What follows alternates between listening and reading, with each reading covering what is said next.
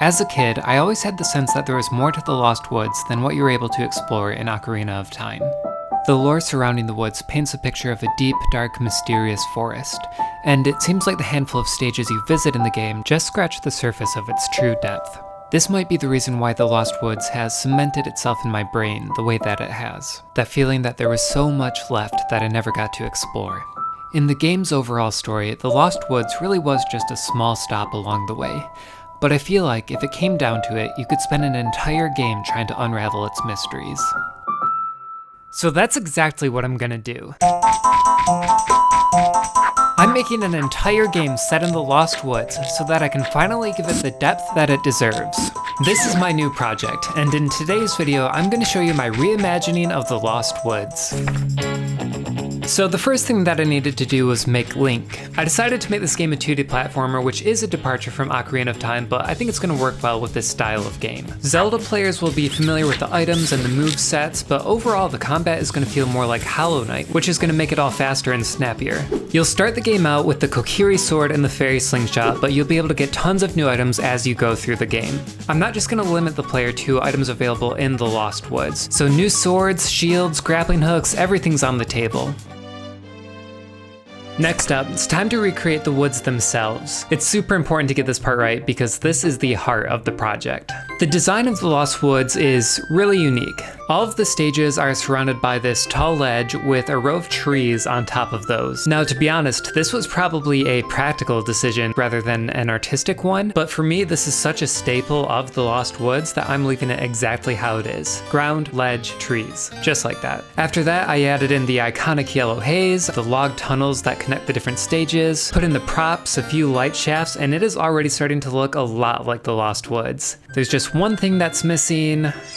There, perfect. The Lost Woods.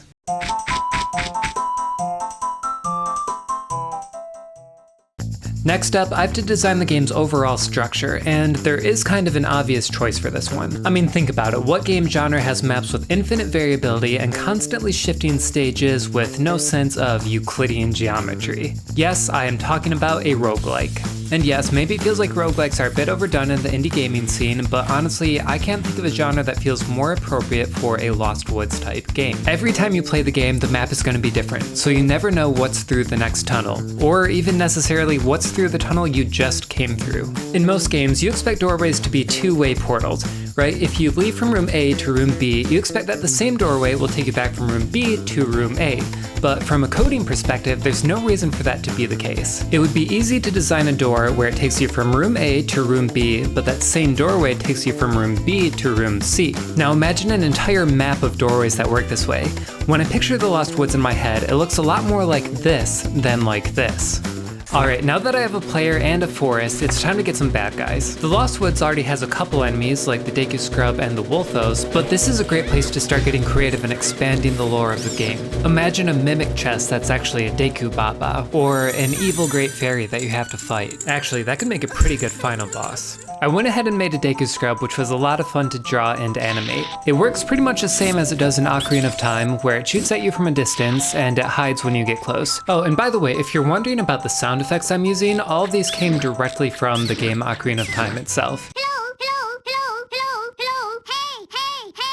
Obviously, I'll never be able to sell or release this game in a commercial sense, so I don't have to worry about copyright or anything. All of this is just for my own personal use. Alright, so what are some other staples of the roguelike genre that are missing from this game? Well, it would be nice to have some kind of shopkeeper, and luckily, the Lost Woods already have business scrubs. They pop up throughout the game to sell you items, so I can just take one of those and adopt it into a more full-fledged character.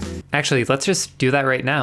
Boom, business scrub. So for this guy, I actually based it off the model from the Majora's Mask business scrub because that seems less like an enemy and more like a character, which is what I want for this game.